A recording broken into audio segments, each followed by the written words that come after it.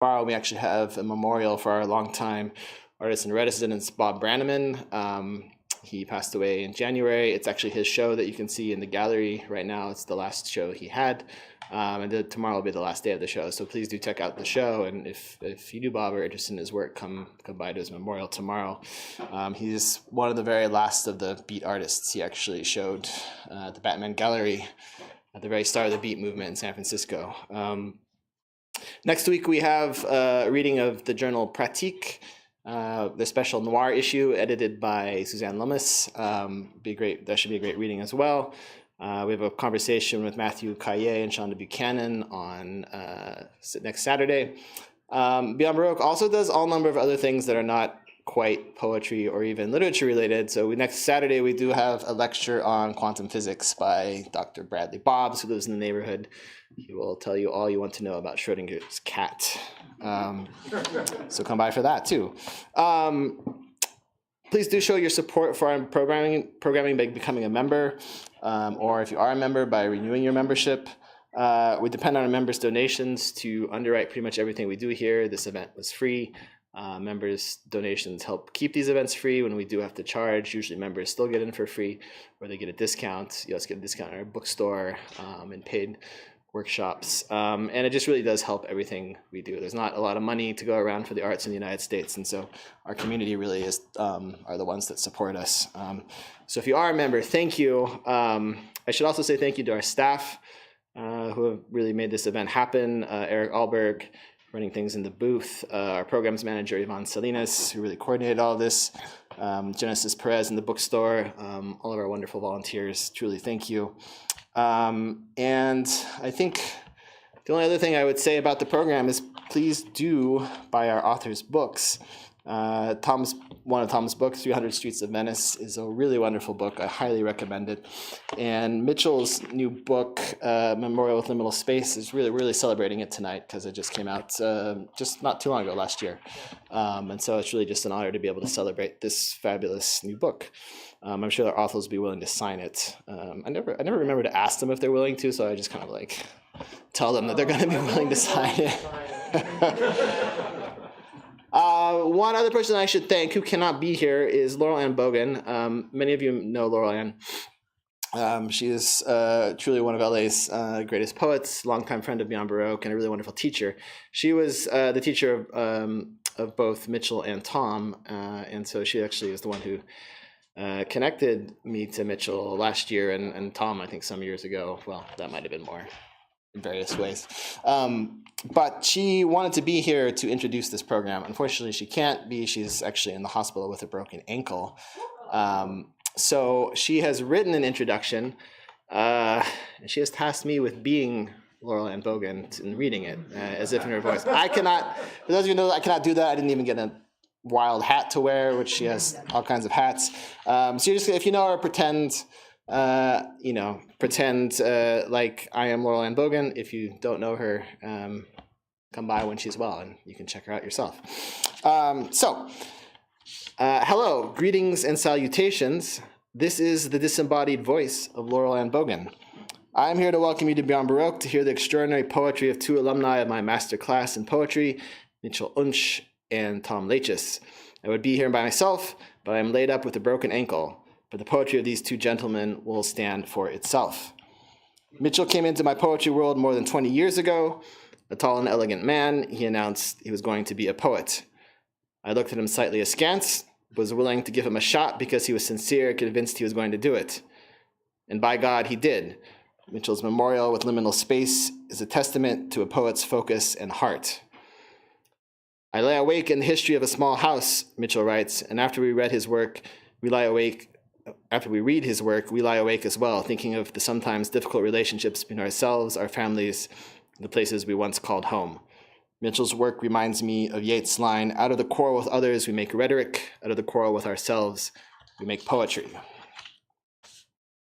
Tom Laichas arrived in my class just 6 years ago and has produced work that is, as the poet Susan Suntree writes, Susan's here tonight as well, masterful, provocative, and unforgettable. In 300 Streets of Venice, California, his most recent book, Tom creates a world out of his neighborhood's 3 square miles. Lucille Avenue is a virtuous street, while Sherman Canal breeds monsters and Coeur d'Alene's trees conspire to overthrow the avenue. In Star Catalog, Tom launches Earth cities into space, each to find a planet of its own following some unnamed apocalypse. Spoiler alert, it does not go as planned. Tom brings to both streets and stars an exceptional and vivid imagination. I don't want to tell you too much more about these gentlemen. I'm proud to introduce them both, and we'll let their poems speak for themselves. We're going to start with Tom Laichas, and then Mitch will follow. Please welcome Tom Laichas, everyone. Thank you so much.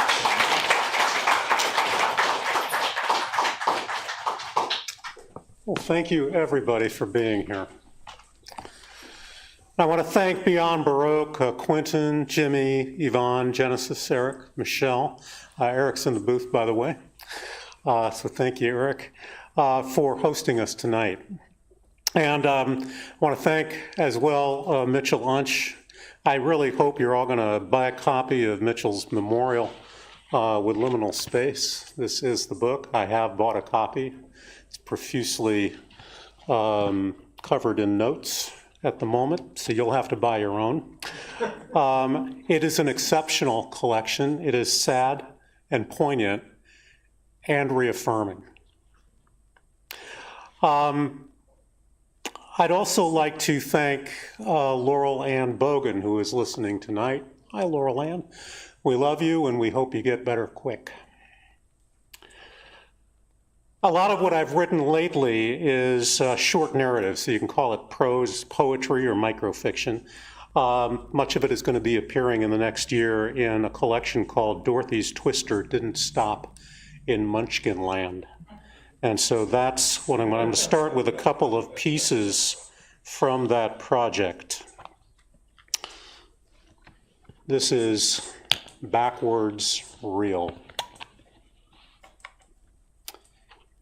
It's easy now, but once it was hard to backspace anything. In those times, sentences, songs, 16mm film seemed irreversible to us.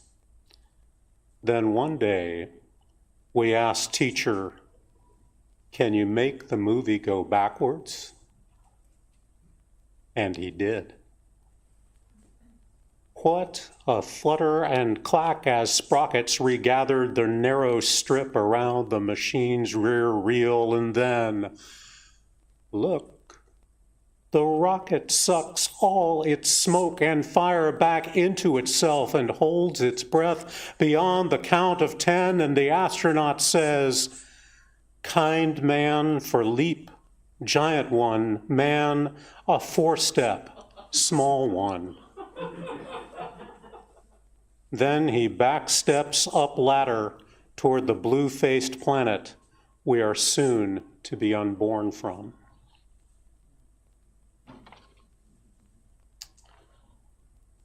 This is July 4th parade.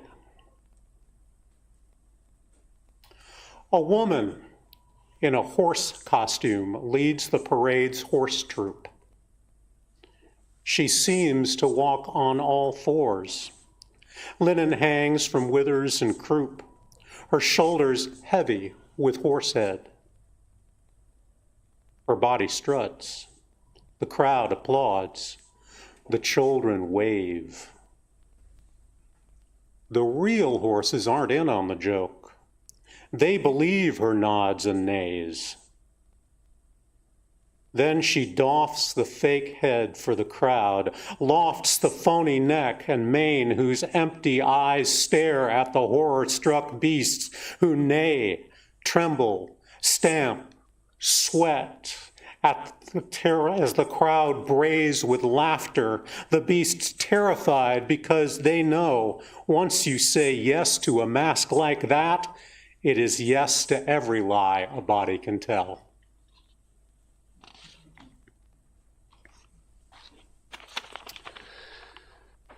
The next couple of pieces are part of another project based on dreams. They are not really properly surrealist, but they are in adjacent territory. This one takes its title from a headline at Science Tech Daily, And the title of the Science Tech Daily article is Young Fish Can Be Drawn to Degraded Coral Reefs by Loudspeakers Playing the Sounds of Healthy Reefs. So the title is Young Fish Can Be Drawn to Degraded Coral Reefs by Loudspeakers Playing the Sounds of Healthy Reefs. No one imagined it would be so easy.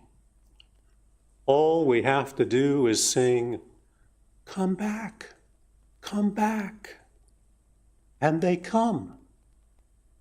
So we set up enormous woofers and tweeters at all the world's emptied places, and in languages of bird, insect, worm, and mammal, we sing, "Come back, come back." In no time, every creature we've driven off the face of the earth returns to us. Great auks nest off the Faroes. River dolphins swim the Yangtze. Passenger pigeons blacken North American skies. Trees and flowers lost for ages sprout from sidewalk cracks. Why stop there? Why not call back dead parents and dead children? Come back, come back. And they do. Some, mazed by the prodigal greenery, never make it home, but for most, there are happy, happy reunions. Then we count our empty rooms, and there are not enough.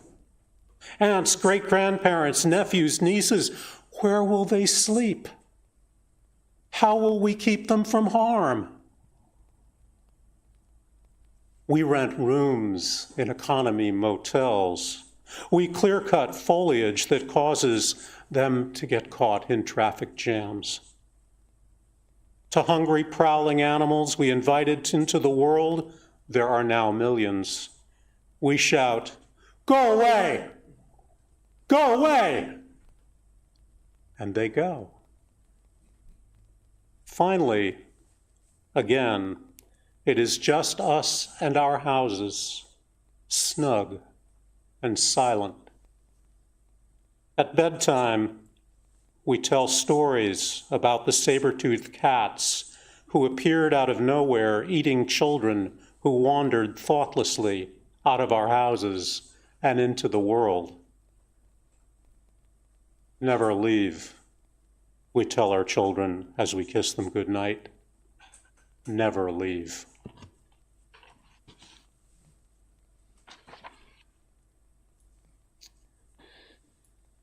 This next one is called The World We Live In, 3 volumes by the editors of Life. This is the book. This is to show that any thought that I am not telling the truth here is false. Everything I say is real.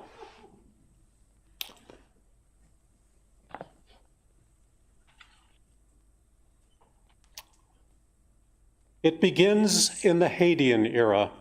A time-life moon rises above a molten red sea, an obese moon, gelatinous, orange-pink, hot to the touch. It holds up half the sky. A few pages later, hell freezes over.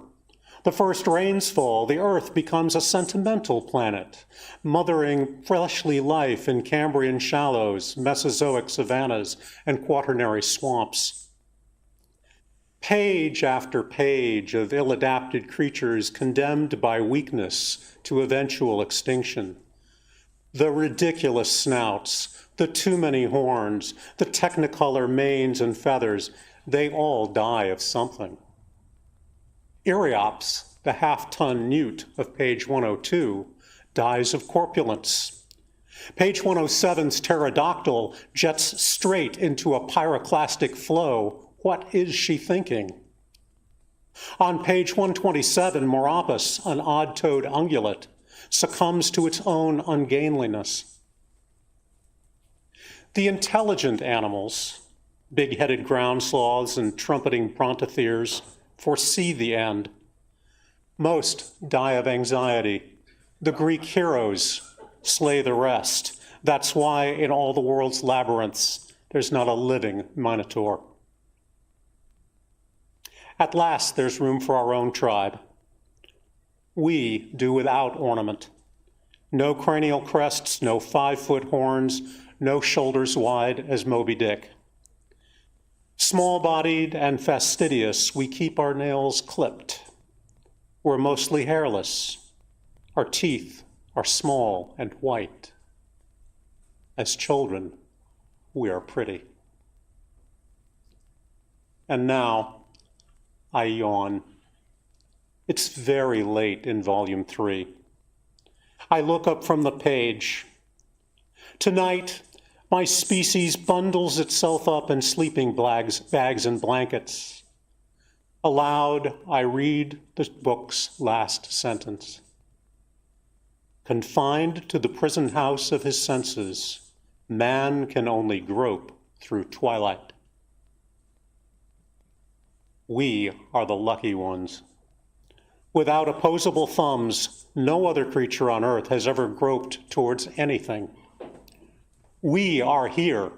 The rest are dying off, just like always. I climb into bed. I dream I'm God. Early next morning, the dream is still true.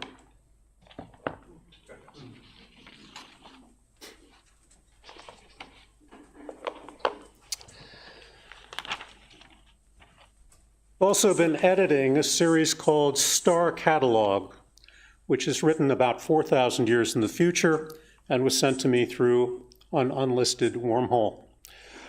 I will begin with the anonymous author's preface and then read a couple of pieces from it. Star Catalog Introduction. As catastrophe enveloped Earth, engineers designed city-lofting rockets as probes scouted out habitable star systems. Then each city was excavated from its ancestral soil and encased in its high-density, radiation-resistant Pyrex snow globe. After generations devoted to nothing but this vital work, the cities of old Earth blasted off, leaving the old planet to its fate. After long years between worlds, the pilgrim cities settled the very planets upon which we now live. Herein, the reader may find not only accounts of the diaspora's city planets, but also of old Earth's remaining human settlements. We dedicate this work to those who undertook the Great Trek and to the generations who have followed and claimed city planets for us all.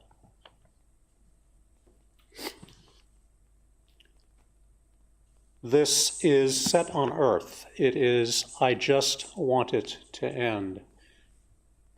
And it deals with the city of Budapest. Buda launched from Earth without a hitch, but Pest did not. A wire came loose, a subfloor engine failed, and that city remained anchored in the mud of the Danube's east bank. Pests left behind people wailed and wept. They went from church to church in search of a God who would answer their prayers. But those gods had left Earth behind and traveled the cosmos with Buddha. Despondent, Pest's people gazed west towards their river at its Buddha-sized crater. The Danube had drowned the scar. It was beautiful, that round, tranquil lake. Soon, storks and curlews found its shores. Sturgeon, not seen for decades in these parts, lashed their bony bodies through the water.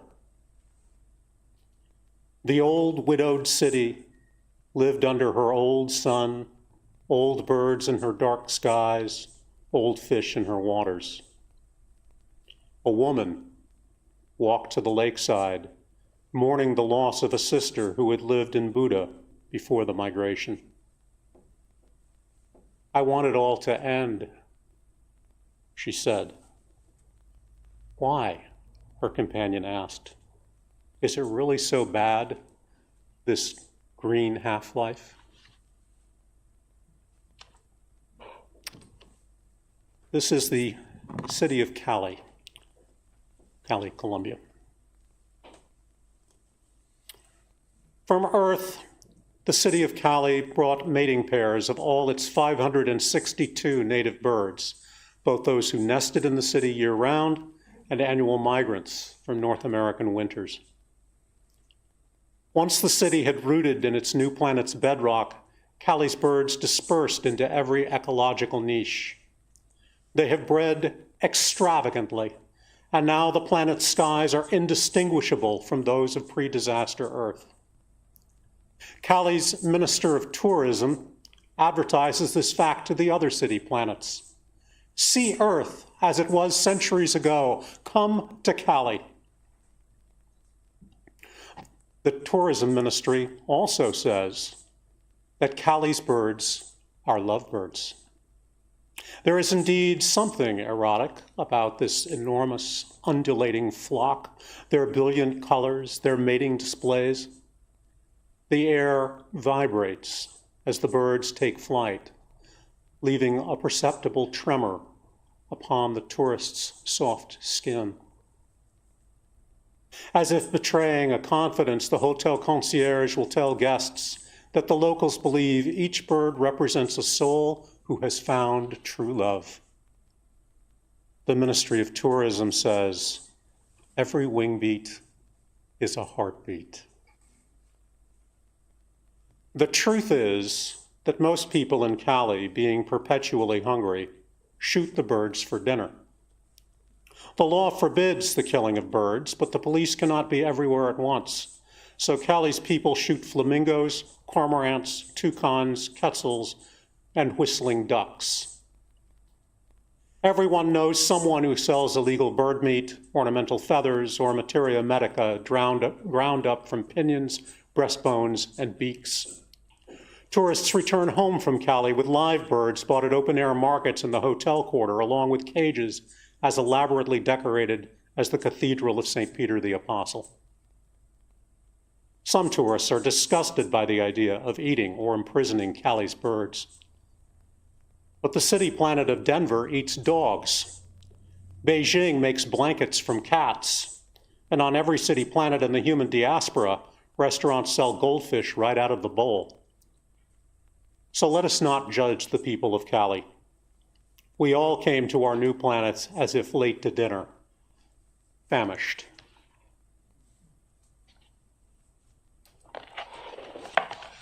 And finally, assuming I can find my own book, here we go. I have two from 300 Streets of Venice, California.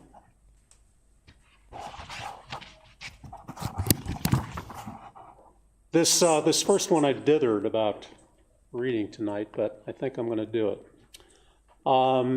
There are a couple of references that probably need some explanation. One is the Henry James that's referred to as Henry James the novelist.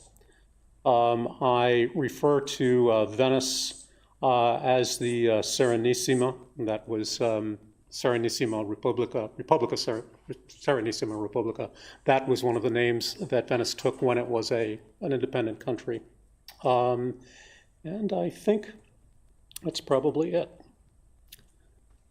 It's called Thatcher Yard. And I start with excerpts from, how many of you are on Nextdoor?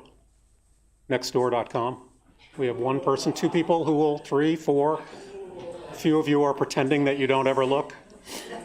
Okay, you may know Nextdoor as being one of the great centers of responsible conversation, especially about the neighborhood in the United States. So Thatcher Yard was going to be made into a homeless, into apartments really, for the homeless in Venice. And there were a few reactions on Nextdoor, which included encampment on Thatcher Yard, homeless with all their shit, pools of garbage. Could I get Thank you. Sorry.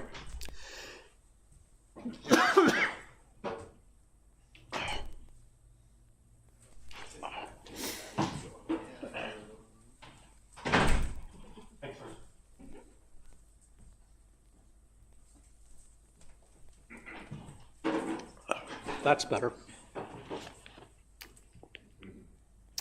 Encampment on Thatcher Yard, homeless with their shit, pools of garbage, reported this to police. They, our neighborhood, once a very fine neighborhood. At Thatcher Yard, the city once repaired equipment.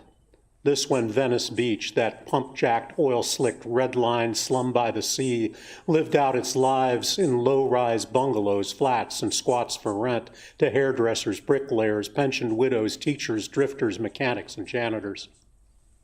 Painters painted pictures. Poets wrote all night and burned their manuscripts at dawn because, for fuck's sake, if you want the glory, fucking write for television. January tide stormed cold with expatriate syllables. Named for Venice, Italy, this place was like that other one before its tourist century, home to butchers, charwomen, and near aristos who turned palazzi into pensioni. Barely keeping house above the tide, they let to retired politicos and disgraced literati whose subalterns took to the dankest rooms. A loveliness like that is hard to love. But Henry James, he dressed that city up in perfumed yardage to resist the stagnant summer reek of shit and rotting fish.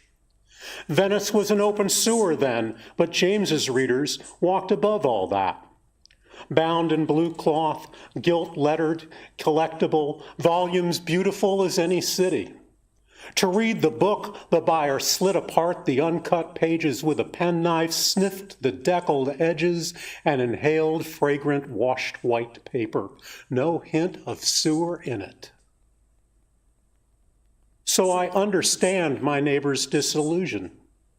I too have heard the man at Rose and Lincoln scream and scream, and I was robbed, and I've seen the needles, condoms, and the sidewalk's puddled piss, but things are complicated, and ghetto is a Venice word.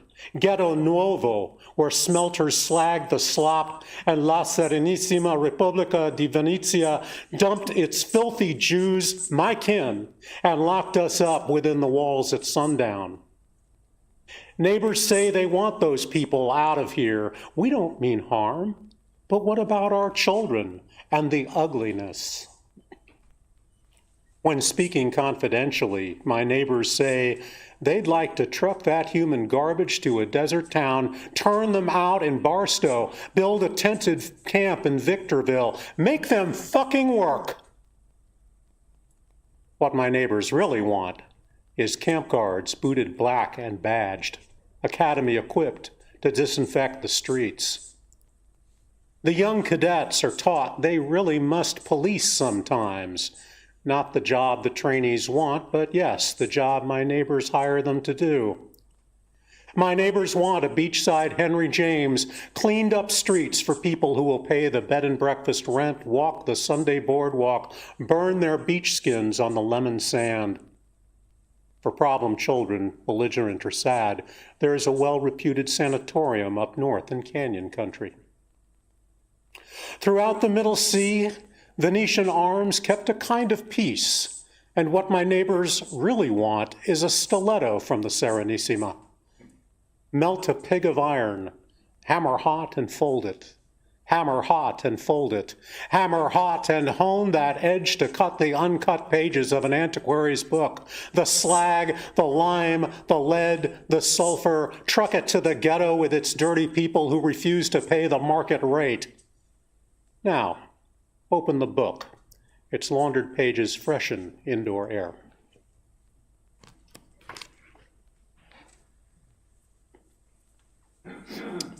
And finally, this is Coeur d'Alene Avenue. Overhead, green canopy and shaded arcade, the work of tipu trees. It's a real tree. The trees seem tame. Don't kid yourself. They're unteachable beasts. Beneath the roadbed, roots as round as human thighs knit thickets curb to curb, shallow and deep in the beach town alluvium. Roots lift sidewalk slabs.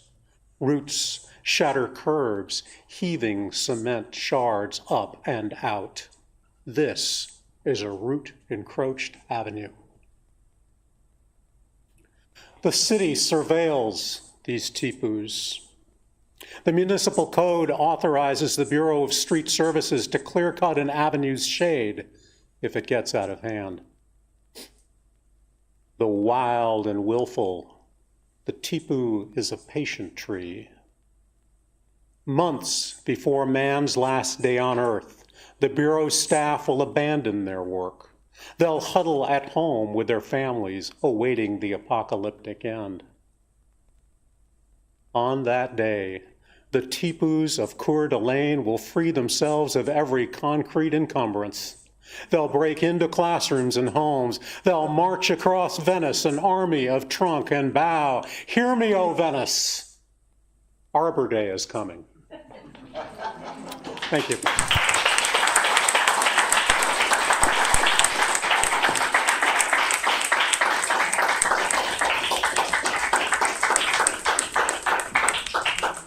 Another round of applause for Tom, please. Yes. And next up, we have Mitchell Untch. Please welcome Mitchell.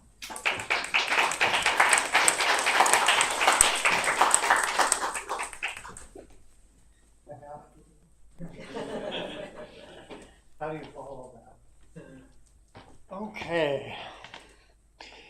If I seem a little nervous, it's because I am.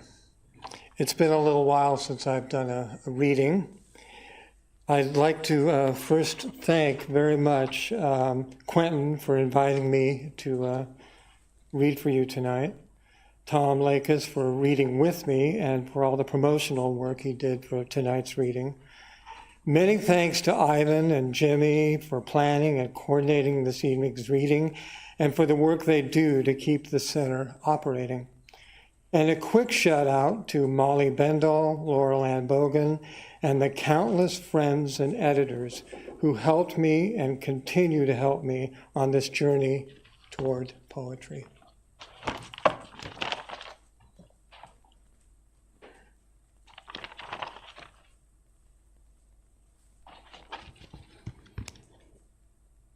At 4 years old and counting, was it terrible to want to touch my older brother's body standing there in our bathroom as I watched him slip on a pair of underwear, pull his t-shirt down over his chest? I was only 4. And what did I know except that I did know there was something beautiful about him that I couldn't name. The way the light hit his body seemed to float down his legs. What the hell are you looking at? Snapping his towel at me, laughing. Even then my eyes grew and my fingers branched forward. My lips mouthed silence. And I looked without fear. And what did I know of hate? Brushing my teeth, towel in my hand. What did I know of death and the fear of God, of mother, of father, and the fear of love? And what did I know of being putting its hands over my little boy mouth, telling me, be quiet, don't move, you'll regret it someday? When did I know I was just here to surrender? When do I appear? When do I dance? When does a child become the buried body of a song?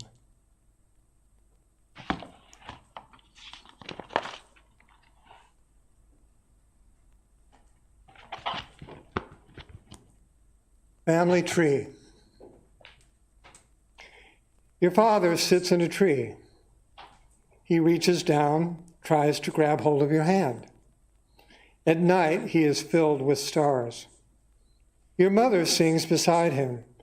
The two of them fill the night, howl in your ear. Dogs run toward them, try to climb the tree.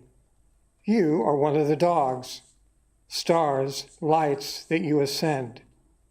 When you reach the top, your father is reading a newspaper, your mother watching TV. Their roots are still spreading. The tree is growing taller. You are digging a hole, the hole already filled with your brothers. It's morning, and they are rising through a mirror of white clouds. You are looking up, they are looking down. Your family is holding hands, their arms, branches. You're flying toward them. I've already flown.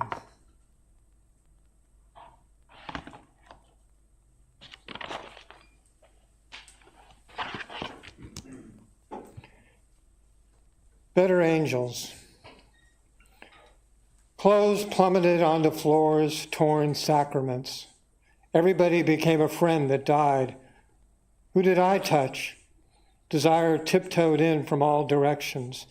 Feverish roses bloomed on stained sheets. Not me thinking back as far as I could. How many sheets spilled from my bed, silent as snowfall, sunlight just beginning to rise over the trail of an arm, a strand of hair. Elegant bodies on the bed, each cell an ornament filled with bright blood. I danced and drank because I didn't know what else to do. 2 a.m., everyone out of breath, kissing the starved. You could see through them, the dying, like stalks of celery shimmering in vodka. Conversations occupied the past, disinherited the future. Everyone we ever touched, a mirror ball that became the wild crane of a wrecking crew, fragments of shattered glass, a love garden diluted with ecstasy. We became backstories of newspapers where a man lit himself on fire when no God would listen to him, answer the terrible beating of his wings. I saw bodies taken out of the sun, heard doors closing in on the hallways of Cedars and St. Mary's, their corridors of grief, the color of breast milk. Pills that made you sick, cures that made you die. A decade of bruised gardenias grew. I read unconsummated novels to pass the decade. Werther at the Fountains of Unknown Bliss. Dostoevsky's hollow cheeks bounced off chandeliers. We were all moving to Moscow, weren't we? Ranitskaya kissing the drapes, the tender flesh of the walls, horses looking back to find what they remembered of themselves, the day's fields, skies embedded stars, now darkening, now dying away, laid down like a bandage as though skies over the city's outskirts had wounded the earth. Those long, dark halls of the 80s, it was nothing. Diana the hunted, the touch of her hand, a single flame. And all the falling for decades, we who held flowers in our mouths, held photographs, held the dying, each someone who had gone before us, before me. I couldn't touch the morning, so I kissed the mirror. I lay in bed, kissed the dark. I couldn't touch the evening, so I kissed the mirror. I kissed the mouths of telephone receivers. I kissed the word goodbye. I kissed caskets, graves, stillness. Kissed everyone who had ever kissed me. I kissed my brother's face, his dying. I kissed the silence.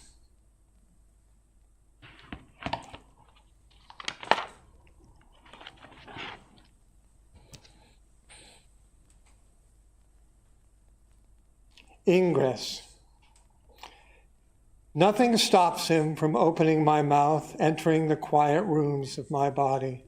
Scent of his skin, lips red as camellias. If I speak his name, no difference. He always whispers in my ear. I take him in, this grief. He runs his fingers through the thickening shadows of my hair. Sometimes my food tastes of him as a word enters my mouth. He salts my tongue in the dark. I see him only when I've stopped looking, like countless lanterns through my ribs up the long ladder of my spine. He drifts through the chambers of my heart. Brilliant. This grief never dims. I can't look at him directly no more than I can stare into the face of the sun. Knees, hips, shoulders, arms, I am back to him on all fours, a moon on water. I lift his body, he lifts mine. My wrists swell. You can read when something reminds it of what it once was, how an arm once fell. Sometimes I just want to be recognized. He comes to help me remember everything about you that was alive.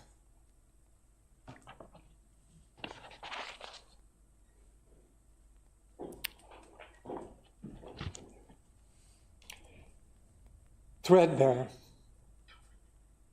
The river, skin I slip into to get away from myself. My clothes draped on rocks to wear their shape, leave my body alone. Droplets, filaments I fling from my hair onto lime-colored grass, scatter broken pieces of mist. Birds are my awakening, my arrival. Shadows brush my face, a pair of hands, a towel I use to dry myself with. This is what lost must feel like afterward, what memory wears. I remember that favorite coat you didn't want to surrender until you'd worn holes in the elbows, unraveled its unruly sleeves. Where the aberrant thread started is still a mystery to me. I miss the buttons' pearled mouths, the rush of cologne inside, the way you lay on the bed, limbs on snow. Though sex was never much part of it, I forgot how much I appreciated our silence, flipping the remote for something to watch on TV. Who held the power was irrelevant, bargained away for a trip to the refrigerator. Time passes without the strings of an orchestra, without the exquisite French horn. I realize what I'm asking for is something that I can never get back, something permanent. Isn't this where God comes in, the fix-it guy? A solace of sunlight, ecstatic, waving a wrench through the trees? I notice him cracking the veil of mid-morning frost, spreading open the leaves. But even this is too much language to bear. These days I follow thoughts through a sequence of doors opening out. There are words I remember, of course.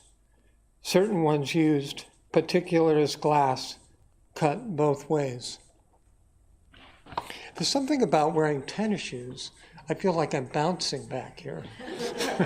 And I shouldn't be. I'm saying, Mitchell, be rooted. I'm going like this. Okay.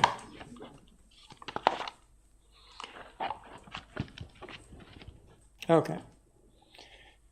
I dream of a garden. Another dead body rushes the shore.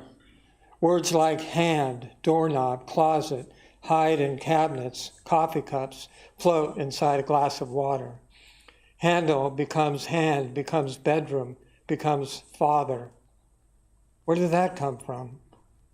The light is on in the hallway again, where his breath lingers in the past tense, where a finger draws my name in a pond, undissolved, all the liquid pouring over the side as I close my eyes, climb trees, crawl around the garden on all fours. One misstep, beauty's gone. Things happen when I stop looking. Something goes on with birds. They're building nests I no longer see. Who doesn't want to fly, test the sun, get burnished around the edges? Who doesn't want to turn yellow or bright orange, lilac? After a while, I don't feel them anymore. My garden uprooted, all the stones upturned. Yet I still smell the hyacinth, the gardenia, the hummingbird men, buried deep in the ground near the fence, near the house I grew up in, where a boy lies in a bed of ripped moonlight, all these years past. And just when I think I'm finished, there's the door, the handle, the light switch. The monarch is listening. So I listen to wind, love sky, spread my arms with my covers pulled up over my head, the buried body, clear-winged, egg, larvae, pupa, adult.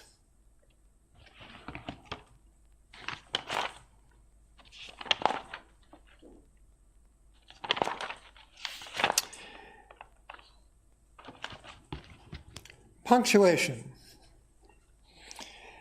I want to be as useful as a comma, an eyelash protecting the eye from randomness, a scythe setting up my universe for the period, for the exclamation point, whichever arrives first, batting its wings, flying through the dark ages.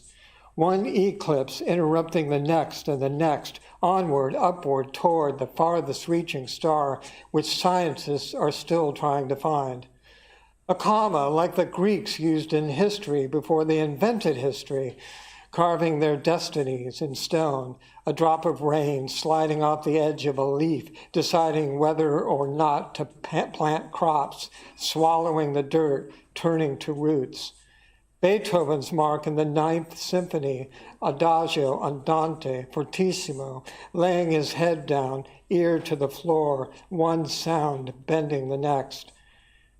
The dead are always looking up between rock, up through plants, stopping to remember that they are the curve of a petal, a butterfly with useless ragged edges, a swath of light wrapped around itself, there before the period, before God, tongue between teeth, the rim holding on to my last word, marking the place of thousands in a large numeral, the amount of breath needed before it leaves the body.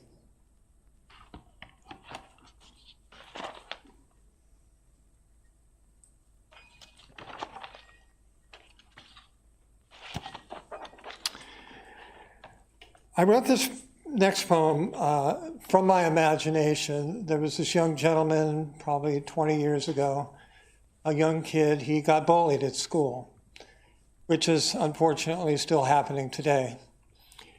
And he hung himself.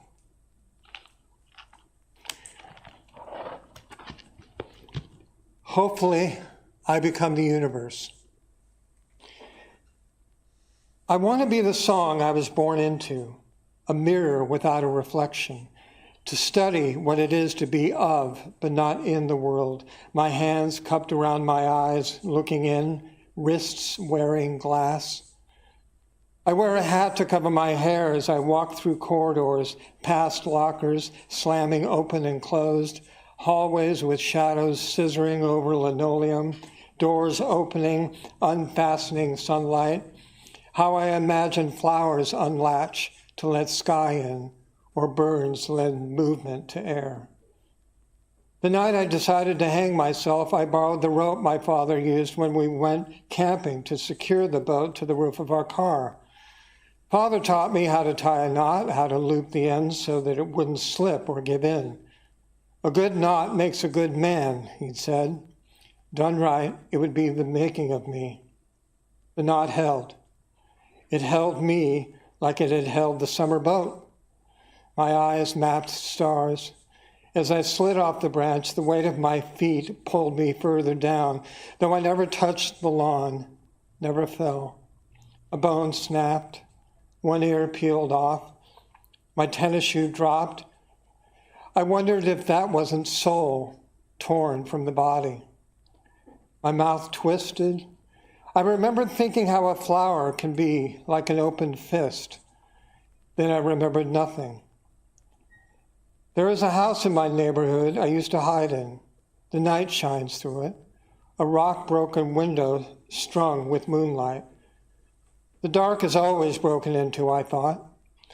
I'd escaped to the old stairs and the wooden floors, a house different from the other houses, fields of wallpaper rocked in their yellowing, wildflowers, tall grasses, paper marshes where a blue heron waded.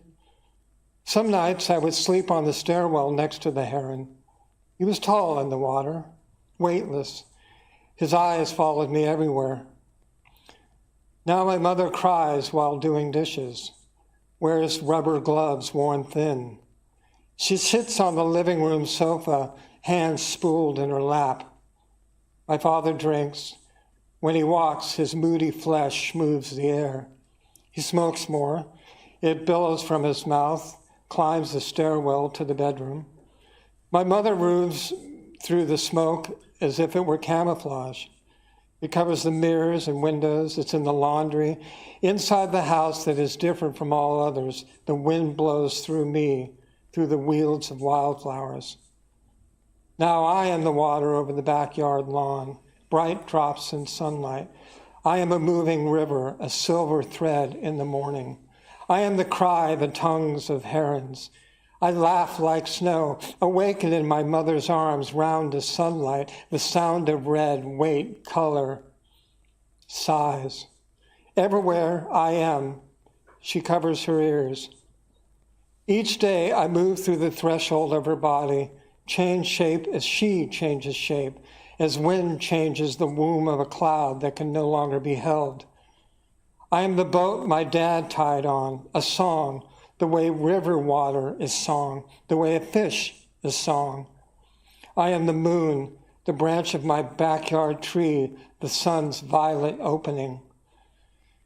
I wait inside the house like no other house and steer the others that come, pull them gently by the wrist.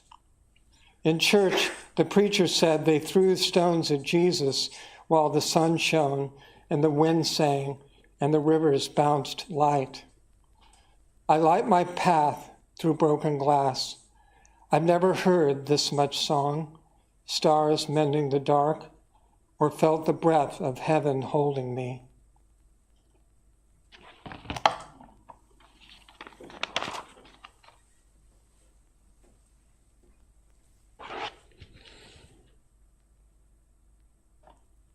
Let's see. Sorry about that.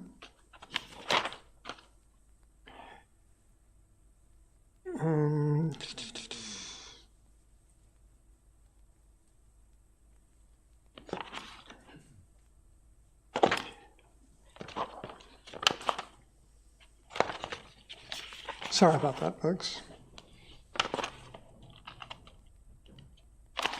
Did I read Better Angels? Yeah, I did. Sorry.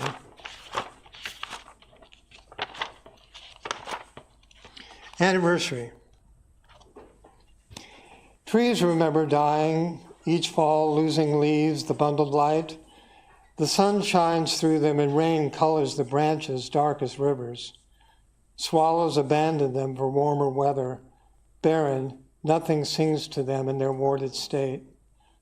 Then spring arrives and everything that once was blooms again. The grass as though it never left, old hat, sky in hand, all desire. Year after year, what is broken is restored. Unaccountable deaths, unaccountable births. And just when I think I'm beginning to understand the circular motion of birds and the rings of trees, the trunks split, the opening wood, and the unhappiness I feel, the night grief and all the days remembering your body in the doorway and how your laugh tilted the frame of your interior. I remember the year of your dying, your footprints in the snow like the hooves of elk, and how simple your death seemed to me at the time when I could not see clearly, as when the body moves without thinking, and could not imagine death as something wonderful. I listened to the wind blowing through the empty trees. Remember the body's dying as that of the tree, the lessening, the becoming. Each morning, our bed sheets darken. Shadows of tree limbs turn in the light, the way light and rivers turn at certain times of the day, never touching bottom. And everything that once was is again, only rising, and the trees fill again with light. Then color arrives before I know it, the copper maple, the oak, the burning red leaves of the sycamore. I hear the sound of wood, the rings split, the dusk behind you.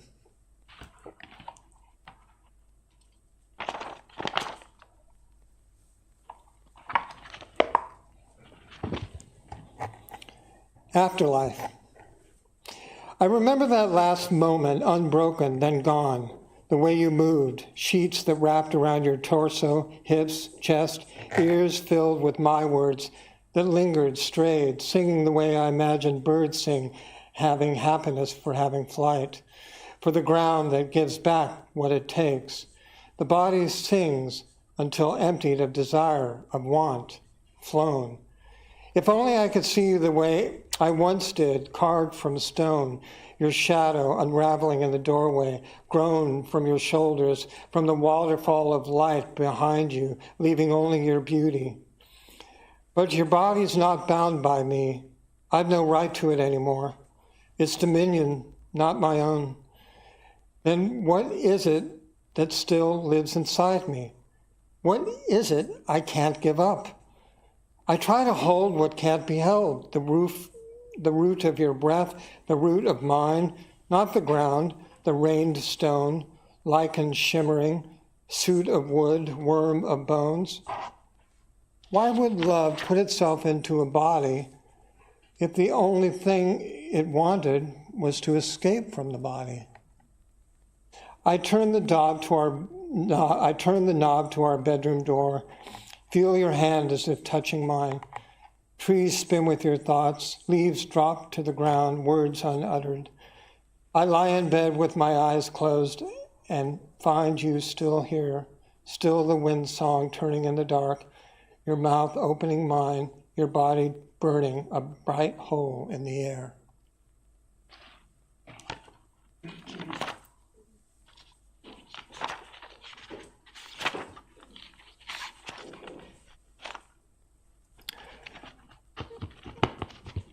But for the way they breathe.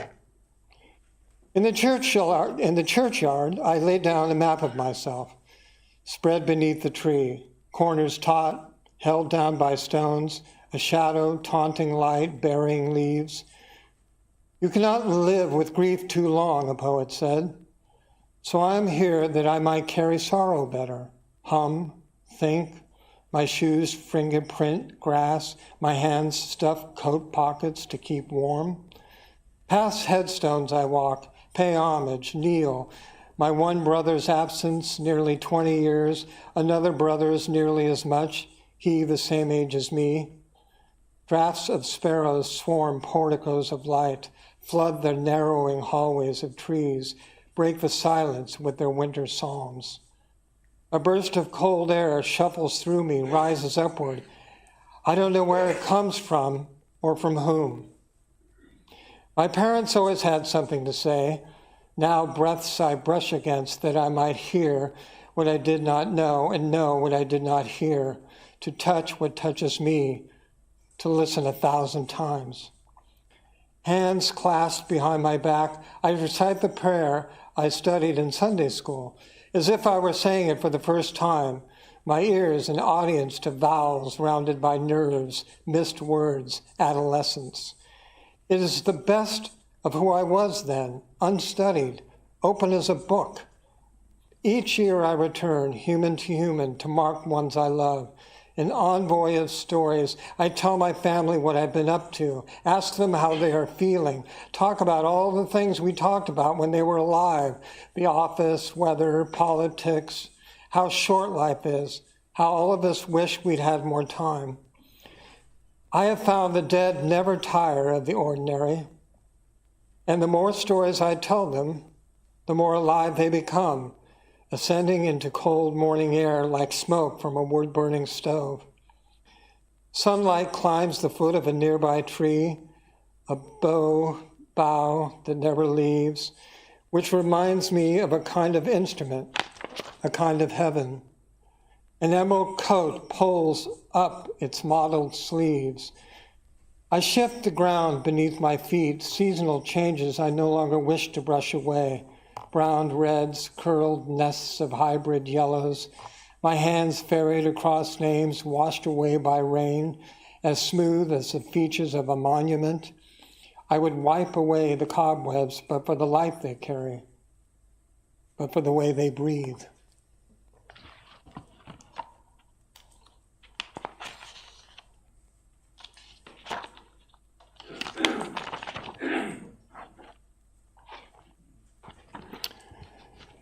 Remnant ore. In the town that I did not move, in the town that did not move, I grew. I became the mask landscape wears. It is here my father grew. Mornings and evenings I did not see him. In the town that did not move, he grew, an empty hall, where love walked. I did not meet him or take his hand. He grew old and thin in the town where I did not know him. In the dark weather of my father, a hollow through a tree, in the branches of his heart, he sang in the town that no one knew. And I think I'll end with this last one. A family hymn. The Midwest settles into a blue temperature. The landscape darkens and I am inside it. I look out at the last of days as day's light diminishes. Hills and seamless grasses merge. Where one field ends, another begins. Queen Anne reign expanded kingdoms. Clouds disperse, early stars fill the dark. Here, evenings even everything they touch. Congregations of bluebirds dilate, branches of myrtle, jacaranda, accompany their color. The afternoon's last breezes owe to these birds, to their seasonal carpentries, to the upward sweep of their hymns. Tomorrow I will go home. My visit, long and long enough. I wonder a lot about the love of family, its flight, what photographs I take with me, brochures I leave behind. Where someone is dead, someone is alive. I don't know what I learn about parents except what I don't. Conversations of silence surround the family meal, consist of a tap on the knee under the dining room table. Perhaps, seems, maybes, ifs scale our family tree. What's said has already been said thousandfold. The older I become, the more I imitate my father. Seems he and I have been rowing for generations. Each year, I blow out birthday wishes. Newspaper clippings folded inside the family Bible record our family's gradual decline. I've learned that goodbyes arrive in groups of 2s and 3s, that no one leaves alone. Thank you.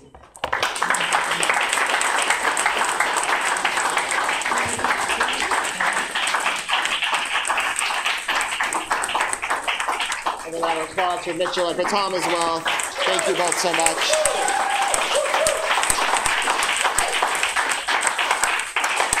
And thank you all for coming. Please feel free to stick around, buy some books, have some refreshments, and I'll see you all out in the lobby.